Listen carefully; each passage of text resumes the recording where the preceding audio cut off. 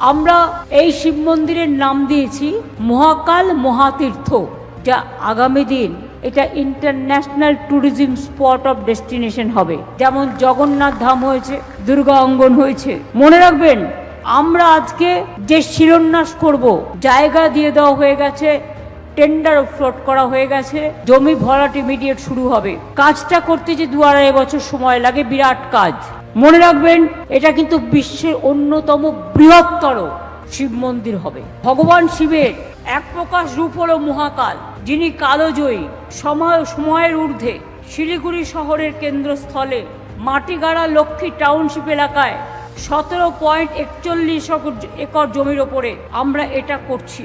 মন্দির চত্বরটি রাস্তা থেকে দেখা যাবে। এই মহাতীর্থে দিনে 1 লক্ষ লোক আসতে পারবেন দর্শনার্থী। কমপ্লেক্সের মূল মন্দির ছাড়াও মহাদর্শনের জন্য বিশ্বের উচ্চতম হাইয়েস্ট মহাকাল মূর্তিও আমরা তৈরি করছি। এই মূর্তিটির মোট উচ্চতা হবে 216 ফুট। ব্রোঞ্জের মূল মূর্তিটির উচ্চতা হবে 108 ফুট।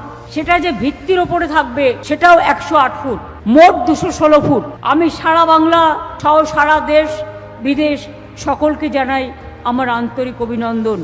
আপনাদের বলি যে এই মন্দিরের এই মূর্তির 108 ফুট উঁচু পেডেস্টাল ব্লকের মধ্যে একটি দোতলা মহাকাল মিউজিয়াম এবং সংস্কৃতি হলও থাকবে।